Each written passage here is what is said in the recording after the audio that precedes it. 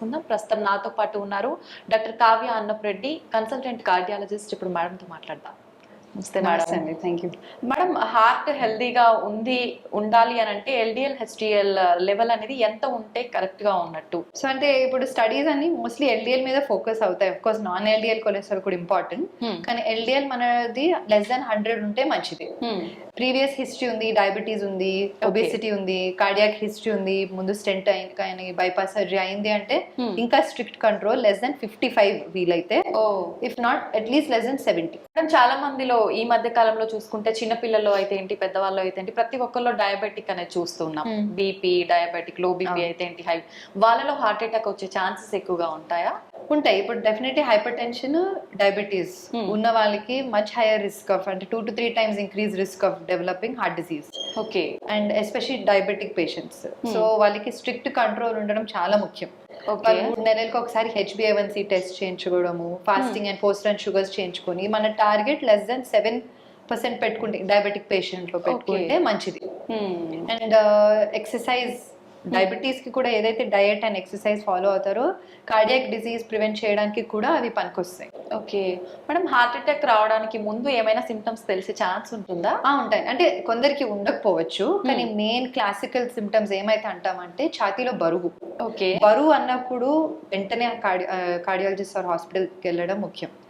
ఛాతీలో బరువు, లేదంటే ఇలా పిండేసినట్టు, కొందరు ఇలా చూపిస్తారు, దట్స్ లెవిన్స్ అని అంటారు, ఇలా పిండేస్తున్నట్టు అనిపిస్తుంది వాళ్ళకి. ఓకే, సో ఆ సిమ్టమ్స్ అంటే టిపికల్ చెస్ట్ పెయిన్.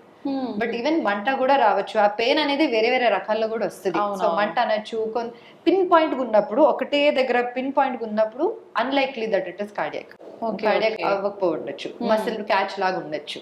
కానీ బరువు, మంట, పిండేస్తున్నట్టు అనిపిస్తుంది అన్నప్పుడు కార్డియాక్ పెయిన్, మోస్ట్ లైక్లీ గుండె నొప్పి అది.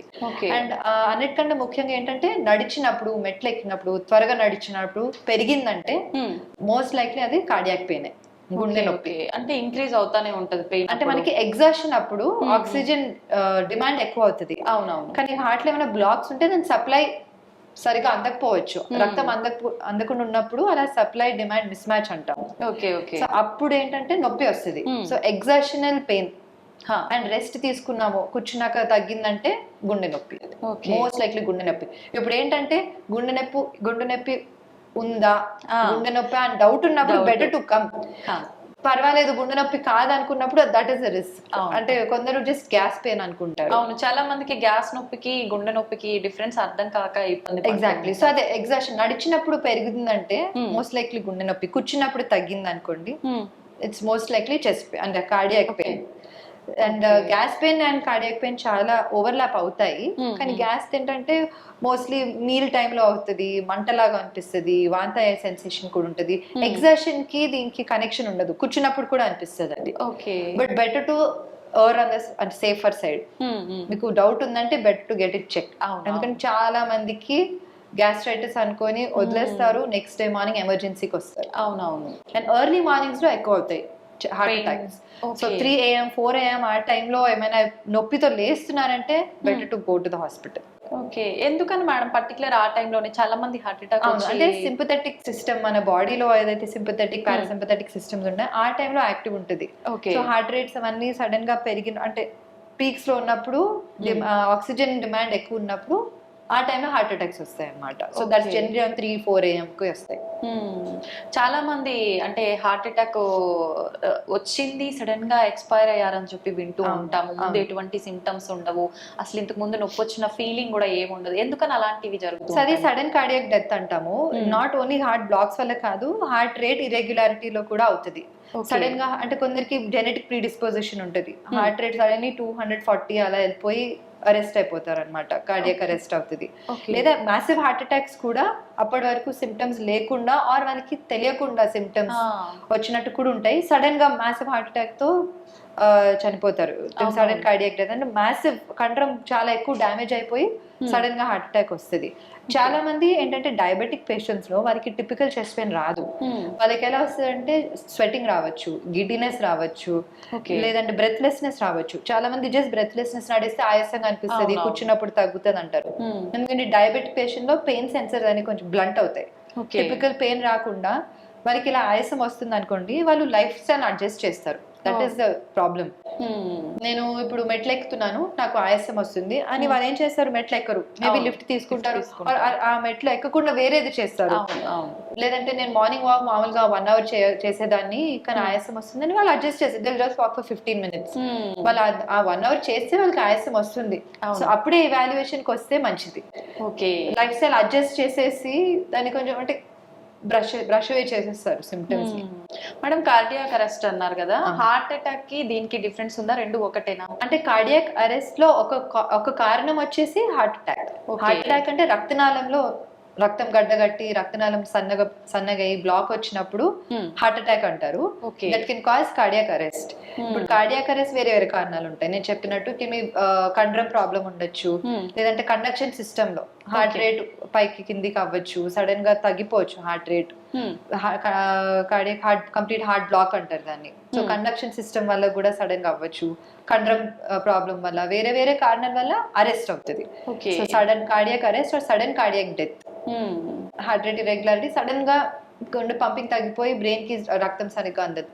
ఓకే ఓకే మేడం, చాలా మంది చెప్తున్నారు డాక్టర్స్ కొన్ని రకాల ప్రత్యేకమైన ఫుడ్స్ తీసుకోవడం వల్ల హార్ట్ అటాక్ వచ్చే ఛాన్సెస్ ఎక్కువగా ఉంటాయని. నిజంగా అలా ఫుడ్ తీసుకోవడం వల్ల కూడా వస్తుందా? ఫుడ్ తీసుకోవడం వల్ల అంటే మనం చాలా unhealthy food, fatty foods, deep fried foods అవన్నీ ఎక్కువ రోజు తీసుకుంటే వారానికి 3-4 times 3-4 సార్లు తీసుకుంటే డెఫినెట్ గా కార్డియాక్ డిజీజ్ కి ప్రీడిస్పోజిషన్ అవుతుంది.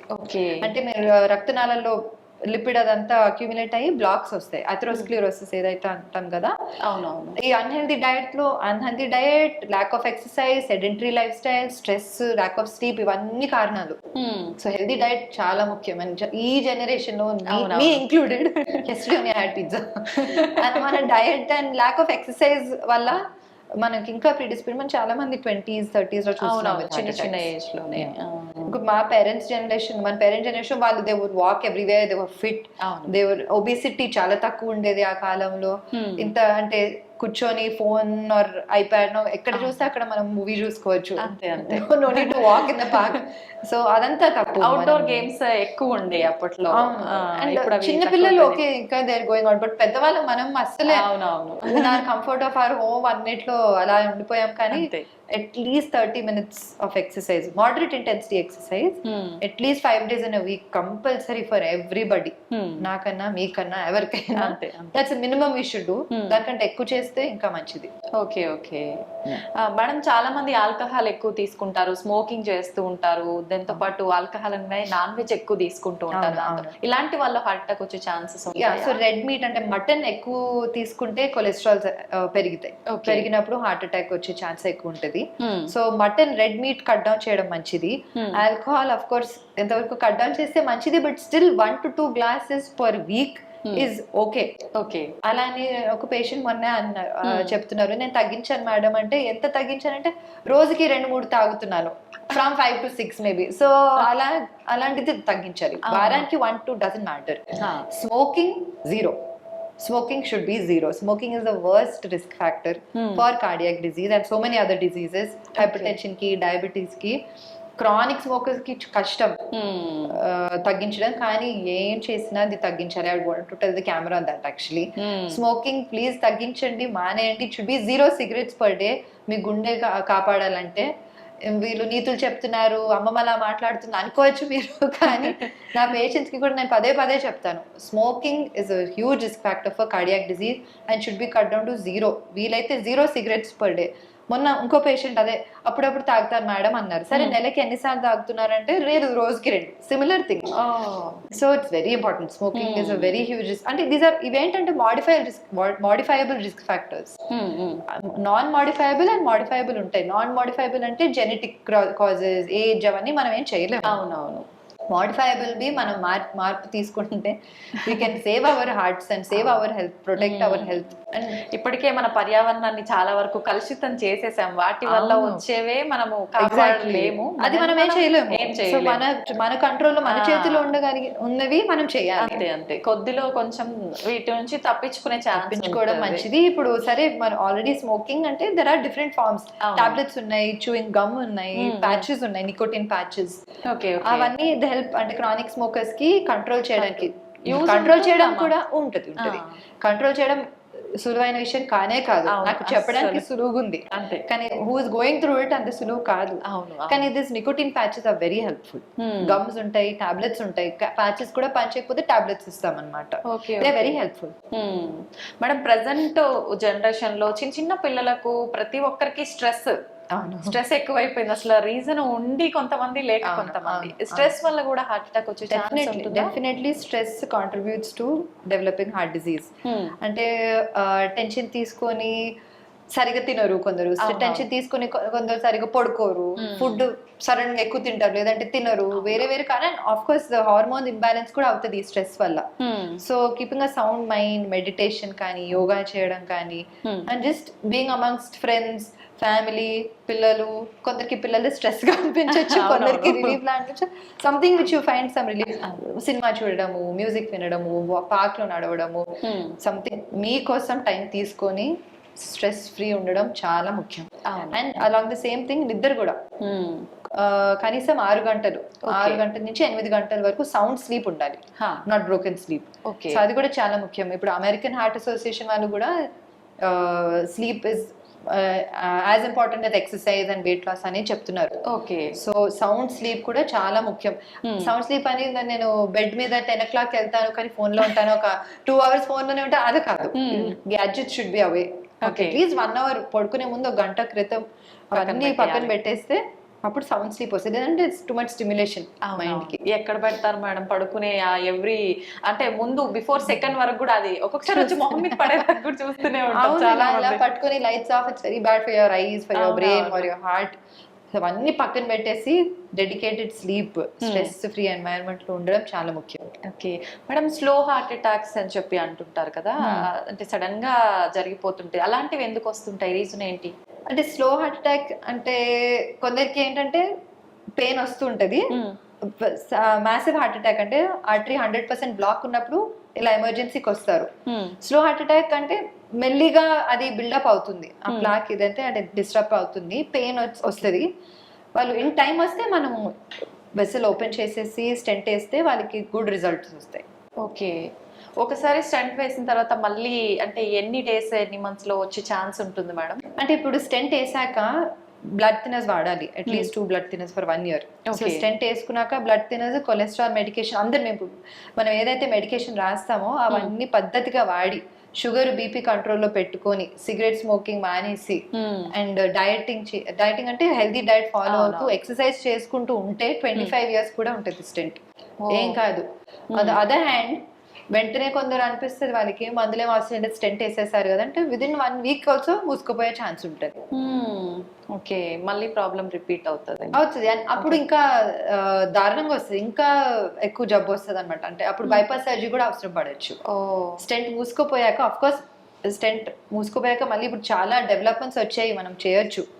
బట్ చాలా ఎక్కువ జబ్బు ఉంది అంటే మనము బైపాస్ సర్జరీ అవసరం పడవచ్చు. నేను పేషెంట్ భయపెట్టడానికి అయితే కొందరికి చెప్పేస్తాను, మీరు ఇలా సిగరెట్ మానేయకపోతే నెక్స్ట్ టైం బైపాస్ ఆపరేషన్ అవసరం పడుతుందని. Because it's true. అవునవును, repeat attack is not as simple as first attack. జరగబోయేది ముందే వాళ్ళకి గుర్తు చేసినట్టు అవుతుంది కాబట్టి జాగ్రత్త, వాళ్ళు భయపడరు. అంతే అంతే. మేడం, మహిళల్లో ఎలాంటి లక్షణాలు ఉంటాయి హార్ట్ అటాక్ వచ్చే ముందు? సో ఇప్పుడు ఏంటంటే మెనోపాజ్ వరకు మహిళలు చాలా వరకు కాపాడుంటారు హార్ట్ డిజీజ్ కి హార్మోన్స్ వల్ల. మెనోపాజ్ తర్వాత ఆ ఈస్ట్రోజన్ ప్రొజెస్టరాన్ తగ్గిపోయేసరికి they get predisposed to cardiac disease equal to men, almost equal to men ఉంటుంది. అండ్ ఇంకొకటి ఏంటంటే సిమ్టమ్స్ అయితే సేమ్ ఉంటాయండి, ఫీమేల్స్ కానీ మేల్స్ కానీ, especially diabetic females, obese females లో as much same risk as men. So వాళ్ళు కూడా same breathlessness, chest pain, palpitations అనిపించవచ్చు, స్వెట్టింగ్ రావచ్చు, గిడినెస్ రావచ్చు, అవన్నీ symptoms of heart disease. Madam, చాలా మంది పిల్లల్లో పుట్టుకతోటి హార్ట్ ప్రాబ్లమ్స్ వస్తున్నాయి, హార్ట్ లో హోల్ అని చెప్పి రకరకాలుగా అలా ఎందుకు జరుగుతుంది మేడం? అంటే అదే అగైన్ జెనెటిక్ కాజెస్ అనమాట. Atrial septal defect, ventricular septal, ASD, VSD, PDA అంటారు. వేరియస్ కంజనైటల్ హార్ట్ డిసీజ్ పెద్ద ఎంటిటీ, అది ఆల్మోస్ట్ 5,000 పిల్లలకి వస్తుంది అనమాట. సో అది ఏంటంటే కొందరికి వెంటనే తెలుస్తుంది depending on that disease. And paediatrician చూసిన వెంటనే వాళ్ళు ఆస్కల్టేట్ చేస్తారు కదా, మనకి మర్మర్స్ ఏమైనా వినిపిస్తే వెంటనే మనం 2D echo, అందరికి 2D echo చేయము. Okay okay. సో డౌట్ ఉన్నప్పుడు మనం చేస్తాము. చాలా వరకు అవి క్లోజ్ అయిపోతాయి హోల్స్, చిన్నగా ఉంటే లొకేషన్ బట్టి 1 year or 3 years వరకు మూసుకుపోతాయి. ఒకవేళ మూసుకోవట్లేదు, చాలా పెద్దగా ఉంది, సిమ్టమ్స్ వస్తున్నాయంటే సరిగ్గా బరువు పెరగట్లేదు, హైట్ పెరగట్లేదు, రిపీటెడ్ కోల్డ్స్ రావడం, అంటే not simple Colts, hospital admissions అవసరం పడే అంత కోల్డ్స్ వస్తున్నాయి అంటే, ఐవి యాంటీబయాటిక్స్ అవసరం పడుతుంది అంటే, దెన్ మనం ఇవాల్యుయేట్ చేసి పీడియాట్రిక్ కార్డియాలజిస్ట్ ఉంటారు. we have a special cardiologist with us, pediatric cardiologist. తొడ నుంచి ఒక చిన్న బటన్ లాగా ఉంటుంది, అది తొడ నుంచి అది పాస్ చేసి గుండెలో అదే ఏదైతే హోల్ ఉందో అక్కడ క్లోజ్ చేసేస్తాం. Okay okay. Straight simple procedure ఇది. సింపుల్ హోల్స్ కి కొద్దిగా కాంప్లెక్స్ ఉన్నాయంటే ఆపరేషన్ అవసరం ఉంటుంది. Okay. Cardiac surgeon has to do it. Future లో మళ్ళీ వీళ్ళకంటే ఏమైనా ప్రాబ్లమ్స్ వచ్చే అవకాశం ఈ సింపుల్ వాటికైతే ఏమీ ఉండదండి, వాళ్ళు they are fine. Okay. But అందుకనే కొంచెం ముందు, ఇప్పుడు చాలా మంది పేరెంట్స్ మేము చూస్తాము, చిన్నప్పుడు ఇలా చెప్తాము, హోల్ ఉంది దానికి మీరు ఫాలో అప్ లో ఉండాలి, మూసుకోపోవచ్చు కదా, మీరు 3 months ఒకసారి వచ్చి చూపించుకోవాలి, 2D echo చేయించాలి అంటారు. తర్వాత అవసరం ఉన్నప్పుడు మేము క్లోజ్ చేస్తామంటాము, వాళ్ళు నెగ్లెక్ట్ చేసేస్తారు, లేదంటే బయటికి చెప్పుకోరు. అలానే నెగ్లెక్ట్ చేసేసరికి ఏమవుతుందంటే గుండె నుంచి ఊపిరితిత్తులకి వెళ్ళే రక్తనాళంలో ప్రెషర్ ఎక్కువ అయిపోతుంది, ఇరివర్సిబుల్ అవుతుంది. ఇంకా దాని తర్వాత మనం సర్జరీ చేసిన లాభం ఉండదు, అని మన లైఫ్ స్పాన్ డ్రాస్ట్ గా తగ్గిపోతుంది. మేము చూస్తాం అది చాలా మంది, అంటే డబ్బులు పెట్టుకోలేక, లేదంటే జస్ట్ ప్యూర్ ఇగ్నరెన్స్ వల్ల వాళ్ళు మళ్ళీ ఫాలో అప్ కి తీసుకోరు, లాస్ట్ ఫాలో అప్ అవుతారు, తర్వాత మళ్ళీ తీసుకొచ్చినప్పుడు it's too late. Okay madam, చాలా మందిలో హార్ట్ అటాక్ అంటే సడన్ గా వచ్చేస్తుంది, సిమ్టమ్స్ లేకుండా, ఇందాక మనం మాట్లాడుకున్నట్టు. అట్లాంటప్పుడు మనం హాస్పిటల్ కి వెళ్ళడానికి ముందే ఏదైనా టాబ్లెట్ కనుక వేసుకుంటే కొంచెం ఉపశమనం కలిగే అవకాశం ఉంటుందండి. ఎస్పెషల్లీ అంటే ఆ టిపికల్ చెస్ట్ పెయిన్ ఏదైతే అన్నాం కదా, సార్బిట్రేట్ అని ఒక టాబ్లెట్ ఉంటుంది, అది నాలుగు కింద పెట్టుకుంటే అదేంటంటే పెయిన్ తగ్గించి కొద్దిగా బ్లడ్ ఫ్లో ఓపెన్ చేస్తుంది కొంచెం, అట్లీస్ట్ హాస్పిటల్ వరకు వచ్చే వరకు ఉంటది. అండ్ ఇంకొకటి aspirin, blood thinner. Aspirin heart patients especially ఒకటి పాకెట్ లో వాలెట్ లో పెట్టుకుంటే మంచిది. అది వేసేసుకుంటే మనకు ఈ బ్లడ్ థిన్నర్ అది. సో హాస్పిటల్కి వచ్చే వరకు కొద్దిగా టైం ఇస్తుంది. అండ్ చాలా ముఖ్యం, మీరు అన్నట్టు పెయిన్ వచ్చిందంటే వెంటనే దగ్గరున్న హాస్పిటల్కి వెళ్ళండి ఫస్ట్. అక్కడికి వెళ్తే వాళ్ళు కొంచెం రక్తం పలుచక చేసే మందులు, ఇంజెక్షన్స్ ఇస్తారు. తర్వాత అక్కడ క్యాత్ ల్యాబ్ ఉంటే వెంటనే స్టెంట్ వేయాల్సి వస్తే అక్కడ వేసేయచ్చు. సో ఐడియల్ గా క్యాత్ ల్యాబ్ ఉన్న సెంటర్ కి వెళ్ళడం ముఖ్యం, అంటే స్టెంటింగ్ చేయగలిగే క్యాత్ ల్యాబ్. ఒకవేళ అది లేదంటే దగ్గరలో ఉన్న సెంటర్ వెళ్ళండి ముందు. థ్రాంబోలైసిస్ అంటే ఒక ఇంజెక్షన్ ఇస్తారు రక్తం గడ్డ కరిగించడానికి. ఆ ఇంజెక్షన్స్ అన్ని ఇస్తే కొద్దిగా మీరు అంటే కాపాడొచ్చు, డేంజర్ నుంచి బయటకు వచ్చినట్టు. తర్వాత ట్రాన్స్ఫర్ చేయొచ్చు హైయర్ సెంటర్ కి వీలుంటే. ముందుగానే అంటే ఇంట్లో ఏమైనా మనం చేసుకోవచ్చా మేడం కొంచెం, అంటే Sorbitrate and aspirin, nothing else, just take to the hospital. ఇంట్లో మనం చేయగలిగింది just these two things, and going immediately, calling the ambulance is the first step.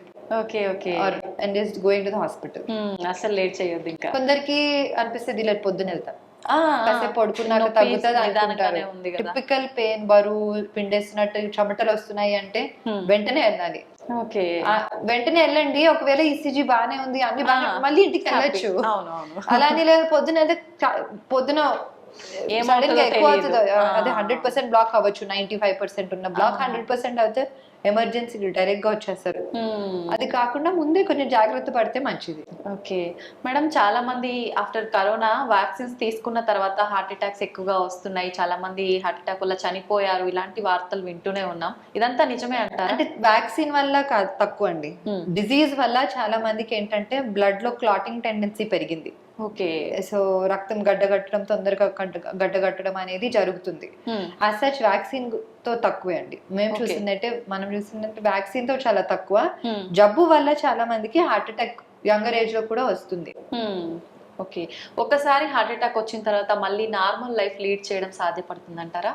ఇప్పుడు స్టెంట్ వేసాక 1 day ICU లో పెడతాము, 24 hours అబ్జర్వేషన్, 1 day రూమ్ లో, next day they go home.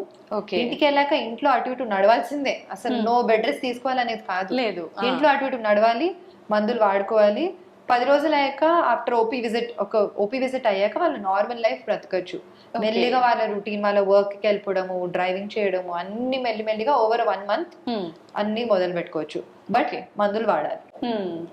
ఎక్కువగా అంటే చాలా మంది ఓవర్ వెయిట్ ఉన్న వాళ్ళలో కూడా హార్ట్ అటాక్ వచ్చే ఛాన్స్ ఉంటుంది కదా మేడం. ఇప్పుడు పిల్లలు చూసుకుంటే ఈ జంక్ ఫుడ్ వల్ల చాలా వరకు చిన్న చిన్న ఏజ్ లోనే ఓవర్ వెయిట్ ఉంటున్నారు, వాళ్ళకి కూడా వచ్చే అవకాశం ఉంటుంది. అంటే అంత చిన్న పిల్లలు కాదు, బట్ ఆఫ్ కోర్స్ 20s లో చూస్తున్నాము, కానీ చిన్న వయసు నుంచే కొంచెం హెల్తీ డైట్. అలా అని పిల్లలకి డైటింగ్ అది కూడా చూసాను నేను. కొందరు పిల్లల్ని కూడా రిస్ట్రిక్ట్ అంటే డైటింగ్ లాగా అలా కాదు, జంక్ ఫుడ్ కట్ డౌన్ చేయండి. Junk food and chocolates and cakes, fried foods, దాని కాకుండా మామూలు హెల్తీ ఫుడ్ ఇస్తే, అండ్ ఎక్సర్సైజ్. పిల్లలకి కూడా at least 1-2 hours outdoor place compulsory in a day. So అలా చేసుకుంటూ చిన్న వయసు నుంచి కొంచెం అది అలవాటు చేస్తే మంచిది. బికాస్ పెద్దగా అయ్యాక ఒబిసిటీ వల్ల చాలా ప్రాబ్లమ్స్ వస్తాయి. ఓకే, ఆల్ సిస్టమ్స్ మీద, హార్ట్ మీద, లంగ్స్ మీద, బోన్స్ మీద చాలా మందికి problem. Obesity is a very big risk factor. Heart attack వచ్చిన వాళ్ళకి వేరే అంటే హెల్త్ ఇష్యూస్ కూడా వచ్చే ఛాన్స్ ఉంటుందా మేడం? ఉంటుందండి. హార్ట్ అటాక్ వల్ల కిడ్నీ మీద బర్డెన్ పడచ్చు, స్ట్రోక్స్ రావచ్చు, అంటే వేరే హార్ట్ డిసీజ్ వల్ల మెదడుకి స్ట్రోక్ రావచ్చు, అండ్ కార్డియాక్ డిసీజ్ వల్ల అంటే లైఫ్ స్టైల్ చాలా వరకు మారిపోతుంది ఒకవేళ వాళ్ళు సరిగ్గా చూసుకోలేదంటే. ఓకే ఓకే, వంశపారంపర్యంగా కూడా వస్తుంది అని విన్నాం, అది నిజమేనా? నిజమే అండి. జెనెటిక్ కాజెస్ చాలా ఉంటుంది, ఫెమిలియల్ కాజెస్. ఇప్పుడు ఫ్యామిలీ హిస్టరీ ఉందనుకోండి, మీకు తెలుసు అనుకోండి, అంటే చిన్న వయసులో లెస్ దెన్ 60s లో పేరెంట్స్ కో grandparents, first degree relative actually, వాళ్ళకి బైపాస్ సర్జరీ కానీ స్టెంటింగ్ కానీ అలా కార్డియాక్ డిసీజ్ ఉందంటే ఇంకా జాగ్రత్త పడాలి. మనం అప్పుడు ఇంకా రెగ్యులర్ చెకప్స్ కి, రెగ్యులర్ కొలెస్ట్రాల్ కంట్రోల్ లో పెట్టుకోవడము, అవసరం ఉంటే ఏమైనా మెడికేషన్స్ వాడడము, ఇంకా జాగ్రత్త పడాలి. Because family history strong risk factor for cardiac disease. చాలా మంది అంటే మనం రెగ్యులర్ గా చిన్న చిన్న పెయిన్స్ రాగానే పెయిన్ కిల్లర్స్ ఇలాంటివి వేసుకుంటూ ఉంటారు, వాటి వల్ల కూడా హార్ట్ అటాక్ వస్తుందా మేడం? హార్ట్ అటాక్ అంటే పెయిన్ కిల్లర్స్ వల్ల కొద్దిగా కిడ్నీ మీద problem, blood pressure, secondary hyper tension అంటాము, దాని రెగ్యులర్ గా వేసుకుంటే, రోజు పెప్పర్మెంట్ లాగా వేసుకుంటే కష్టం అవుతుంది, బీపీ పెరుగుతుంది, కంట్రోల్ అవ్వదు. ఆ బీపీ పెరగడం వల్ల మనకి కార్డియాక్ ఇష్యూస్ రావచ్చు. ఓకే మేడం, మనకి ఇలాంటి హెల్త్ ఇష్యూస్ ఏమి రాకుండా ఉండాలన్నా ప్రతి ఒక్కరు చెప్పేది మన డైట్ అనేది కరెక్ట్ గా ఉండాలి, లైఫ్ స్టైల్ అనేది టోటల్ గా హెల్దీ లైఫ్ స్టైల్ గా చేంజ్ చేసుకోవాలి. ఏ రకంగా ఉండాలి మేడం డైలీ రొటీన్ అనేది? అదండి, ఇప్పుడు నేను అన్నట్టు 30 నిమిషాలన్నా ఎక్సర్సైజ్ చేయాలి. అదేం ఎక్సర్సైజ్ మీ లైఫ్ స్టైల్ కి సూట్ అయినట్టు, walking, jogging, cycling, swimming, yoga ఏదైనా అవ్వచ్చు. 30 నిమిషాలు వారానికి 5 రోజులన్నా కంపల్సరీ ఎక్సర్సైజ్ చేయాలి. రెండోది వచ్చేసి ఈ హెల్దీ డయట్ కొంచెం ఫాలో అవ్వాలి. అంటే జంక్ ఫుడ్, ఫ్రైడ్ ఫుడ్, అప్పడాలు, పచ్చళ్ళు, నూనె కొద్దిగా కంట్రోల్లో పెట్టుకొని అలా పాటిస్తూ కొంచెం అప్పుడప్పుడు చెకప్స్ వస్తూ బీపీ, షుగర్ అన్ని కంట్రోల్ ఉన్నాయి అనేది చూసుకుంటూ, అంటే 100% ప్రొటెక్షన్ అని కాదు. చాలా మంది పేషెంట్స్ అంటారు, నేను సిగరెట్ తాగను, డ్రింక్స్ తాగను, అయినా కానీ హార్ట్ అటాక్ వచ్చింది, రేపటి నుంచి నేను మొదలు పెడతానని అంటారు. So many patients. సో అలా కాదు, ఇప్పుడు అదే చాలా మన కంట్రోల్లో లేని ఉంటాయి కదా genetic causes. Genetic cause almost 30% contribution ఉంటుంది. సో మనం చెప్పుకోలేము ఎవరికి ప్రీడిస్పోజిషన్ ఉంది, ఎవరికి లేదు అనేది. సో మన కంట్రోల్లో ఉన్నవి మనం జాగ్రత్తలు పడాలి, లేనివి ఇంకా మనం ఏం చేయలేము. అంతే. ఓపెన్ హార్ట్ సర్జరీ ఎటువంటి సిచ్యువేషన్ లో అవసరం పడుతుంది మేడం? ఇప్పుడు గుండెలో 3 రక్తనాళాలు ఉంటాయి. సో మూడిట్లోనూ సివియర్ జబ్బు చాలా ఎక్కువ తీవ్రంగా ఉన్నప్పుడు, కాల్షియం ఎక్కువ ఉన్నప్పుడు, రక్తనాళాల్లో కాల్షియం ఉన్నప్పుడు, అండ్ మెయిన్ వెసల్ నుంచే జబ్బు మొదలైందంటే బైపాస్ సర్జరీ బెటర్ ఆప్షన్ అన్నమాట. కానీ అలా లేనప్పుడు మల్టిపుల్ స్టెంట్స్ కూడా అయ్యొచ్చు. కానీ సో మేము డిసైడ్ చేస్తాం అనమాట, ఒక స్కోరింగ్ సిస్టమ్ ఉంటుంది. 3 రక్తనాళాలలో జబ్బు ఉన్నప్పుడు ఇదా అనే ఒక స్కోరింగ్ సిస్టమ్ ఉంటుంది. దాని ప్రకారంగా స్టెంటింగ్ సేఫా, బైపాస్ సర్జరీ సేఫ్ అనేది మేము డిసైడ్ చేసి సర్జన్ తో కూర్చుంటాం అనమాట. హార్ట్ టీమ్ అప్రోచ్ అంటారు దాన్ని. సో కూర్చొని ఈ పేషెంట్ కి ఏజ్ ప్రకారంగా, డయాబెటిక్, కోమార్బిడ్స్ ప్రకారంగా ఏది మంచిది అనేది డిసైడ్ చేసి చేస్తాం. ఓకే, ఆపరేషన్స్ అనగానే జనరల్ గా అది ఎటువంటి ఆపరేషన్ అయినా చాలా మంది టెన్షన్ పడుతూ ఉంటారు. దీనికి సంబంధించిన హార్ట్ కి సంబంధించిన ఆపరేషన్స్ అంటే ఎక్కువగా భయపడాల్సిన అవసరం ఉందంట? అంటే మేజర్ సర్జరీ అండి, డెఫినెట్లీ మేజర్ సర్జరీస్. గుండెని బైపాస్ మెషిన్ మీద పెడతాము, అవన్నీ చేస్తారు, కానీ వెరీ క్వాలిఫైడ్ సర్జన్స్ ఉన్నారు. సో అది ఆపరేషన్ అయ్యాక కూడా కొద్దిగా ఐసీయూలో ఎక్స్టెండెడ్ స్టే ఉంటుంది. అది అయ్యాక కొంచెం చెస్ట్ ఫిజియోథెరపీ అవన్నీ చేసి మేము కొంచెం extended stay compare to stenting, కానీ అవసరం ఉన్నప్పుడు చేయాల్సిందే. దానికి భయపడుకుంటూ నేను చెయ్యను అంటే కష్టం. అలా కూడా చేశాను నేను పేషెంట్స్. నేను యుఎస్కి వెళ్ళాలి, సో నేను ఇప్పుడు నాకు నొప్పి వస్తుంది, నేను ఇప్పుడు ట్రెడ్మిల్ లో ఏమైనా చేస్తే అదేదో బయటపడుతుంది, మీరు మళ్ళీ యాంజియోగ్రామ్ అంటారని చేయించుకోరు. నేను చెప్తాను అది మంచిది కదా, బయట పడితే మనం దానికి ఏమైనా చేయొచ్చు, దానికి అవసరం ఉంటే బైపాస్ సర్జరీ చేస్తారు. యుఎస్ కి 2 months తర్వాత వెళ్తారు అంతే. సో ముందు మన కాంప్లికేషన్స్ ఎక్కువగా రాకుండా ముందుగానే జాగ్రత్త జాగ్రత్త తీసుకోవచ్చు పడితే కదా. అవును. అంటే భయపడతారు చాలా మంది. ఇప్పుడు హాస్పిటల్కి వెళ్తే వాడు ఏదో ఒకటి బయటికి అంతే. ఏదో ఒకటి వస్తుంది, బయట పడుతుంది, అప్పుడు ఇది చేస్తానంటే మంచిది కదా, ముందే చేస్తే మంచిది. మళ్ళీ ఎమర్జెన్సీలో రాకుండా ముందే చేసుకుంటే మంచిది. ఏ కాలు నొప్పో చెయ్యి నొప్పో వాటికి సంబంధించిన సర్జరీస్ అంటే వేరే మేడం. హార్ట్ ఆగిపోయిందంటే ఏం చేయలేం కదా. అసలు జనరల్ గా హార్ట్ పెయిన్ అనగానే మామూలు టెన్షన్ ఉండదు. టెన్షన్ వల్ల ఇంకా పెయిన్ ఎక్కువ కూడా అయ్యే అవకాశం, రిస్క్ లో పడే అవకాశం కూడా ఉంటుంది కదా. అండ్ ఎమర్జెన్సీ సిచ్యువేషన్ లో బైపాస్ సర్జరీ హైయర్ రిస్క్ అన్నమాట. ఎమర్జెన్సీ వచ్చినప్పుడు ముందు స్టెంట్ వేసేసి అవసరం ఉంటే తర్వాత అన్న బైపాస్ సర్జరీ వేరే రక్తనాళానికి కూడా చేస్తాము. అందుకని ముందుగా మనం చేసుకుంటే బైపాస్ ఆ స్టెంట్ అనేది లెస్ రిస్క్ ఉంటది ఎమర్జెన్సీలో వచ్చే కంటే. ఓకే. చాలా వరకు అంటే ఆపరేషన్స్ జరిగేటప్పుడు బీపీలు, షుగర్లు ఇలాంటివి ఎక్కువగా ఉన్నప్పుడు ఆపరేషన్స్ కొంచెం సేపు డిలే చేయడము అట్లా చేస్తుంటారు కదా మేడం. మరి హార్ట్ ఆపరేషన్ కి ఇప్పుడు బీపీ షుగర్ ఉన్న పేషెంట్స్ కి ఇంకా అవసరం పడచ్చు బైపాస్ సర్జరీ. Okay okay. అంటే కోమార్బిడ్స్ ఉన్నప్పుడు bypass or stenting, depends on that whole profile. But అప్పుడు అవి ఉండగా మనం చేయాలి, దానివల్లే కదా వస్తుంది, కాబట్టి మనం చేయాలి. ఆఫ్టర్ ఆపరేషన్ ఎలాంటి కాంప్లికేషన్స్ వచ్చే ఛాన్సెస్ ఉంటుంది మేడం? అంటే తక్కువ అండి. ఇప్పుడు మనం అదే నేను చెప్పినట్టు అన్ని పాటిస్తే కాంప్లికేషన్స్ రావడం తక్కువ. అదే వెరీ రేర్ కేసెస్ లో స్టెంట్ మూసుకోపోవచ్చు. ఓకే. ఆర్ సడన్ గా మళ్ళీ రిపీట్ హార్ట్ అటాక్స్ రావడము, హార్ట్ రేట్ వేరియేషన్స్ అవన్నీ, కానీ వెరీ రేర్ అండి. ఓకే. అడ్వాన్స్డ్ ట్రీట్మెంట్స్ ఏమైనా కొత్తగా వచ్చాయా మేడం హార్ట్ కి? చాలా వచ్చాయండి. Especially valve replacements. ముందు వాల్వ్ కవాటం అనేది మార్చడానికి బైపాస్ ఓపెన్ హార్ట్ సర్జరీ చేయాల్సి వచ్చేది, ఓపెన్ హార్ట్. కానీ ఇప్పుడు తొడ నుంచి రక్తనాళం ద్వారా మనము మార్చగలుగుతున్నాము. అగైన్ సెలెక్ట్ పేషెంట్స్ లో transcatheter aortic valve replacement, mitral valve replacement అంటారు దాన్ని. సో చాలా అడ్వాన్స్మెంట్స్ వచ్చాయి. అండ్ ముందుగా ఇంకా చాలా రీసెర్చ్ అవుతుంది. So lot of exciting things are coming up. Okay. Advanced treatment అనగానే ఖచ్చితంగా ఎక్కువ ఖర్చు అవుతుందేమో అని అనుకుంటారు. ప్రస్తుతానికి అది నిజమే అండి. ప్రస్తుతానికి ఎస్పెషల్లీ ఇండియాలో కాస్ట్ హైయర్ సైడ్ లో ఉంది. ఇప్పుడు అంటే ఫ్యూచర్ లో మేబీ ఎక్కువ మందికి చేయాల్సి వచ్చినప్పుడు ఎక్కువ మందికి అది కొద్దిగా అవేర్నెస్ పెరిగాక కాస్ట్ కూడా కొద్దిగా తగ్గిపోవచ్చు. ఇప్పుడు ఎలా స్టెంటింగ్ కి కూడా ఇప్పుడు గవర్నమెంట్ క్యాప్ వేశారు కాబట్టి అఫోర్డబుల్ అయిపోయాయి ఇవన్నీ, అలాగే ఇవి కూడా అఫోర్డబుల్ అవుతాయి అని అనుకుంటున్నాము. ఓకే.